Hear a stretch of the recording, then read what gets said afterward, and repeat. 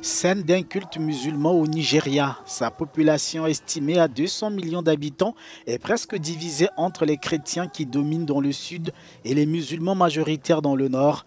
Dans ce pays très religieux, être athée ou agnostique n'est pas sans danger. Ce Nigérian revient sur son expérience sous couvert d'anonymat. Cela n'a pas été facile, j'ai dû faire face à de nombreux défis. L'un d'entre eux est que les gens ne peuvent pas vraiment comprendre le fait qu'un être humain puisse se réveiller et dire qu'il ne croit pas en Dieu.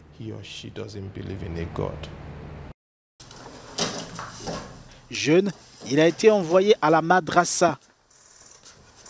Mais le passage dans cette école coranique où il a appris les attributs d'Allah et son unicité n'a pas ébranlé son athéisme.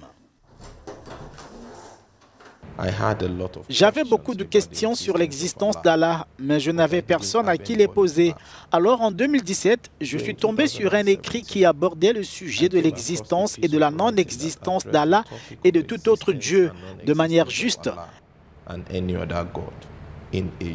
Et je me sens connecté à ce texte d'une manière telle que je ne me suis jamais senti connecté à aucune histoire que l'homme a racontée sur l'existence de Dieu.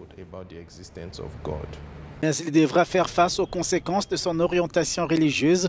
En 2019, il est victime de menaces de mort après la découverte de son appartenance à un groupe athée sur WhatsApp. Ma plus grande crainte en tant qu'athée vivant dans le nord du Nigeria est la suivante. Je ne veux pas que l'on sache que je suis athée et que l'on me tue ou que l'on me lynche dans la rue.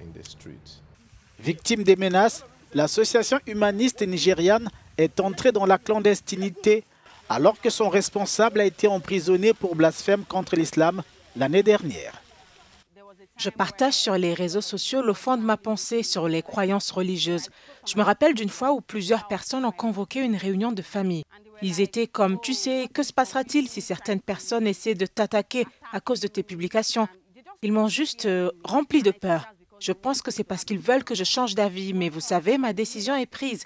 Personne ne peut rien y faire. Je suis athée et c'est comme ça. Vous savez, en raison de notre éducation sociale, l'athéisme est traité comme un tabou. L'athéisme est diabolisé. Les gens prêchent contre. On nous fait comprendre qu'il s'agit de quelque chose de mauvais. Il est toujours difficile pour les gens de rompre avec leur socialisation. Il faut beaucoup de courage. Il faut beaucoup de courage intellectuel. Au moins 3 personnes ont été tuées pour blasphème présumé dans le nord du Nigeria en 2022.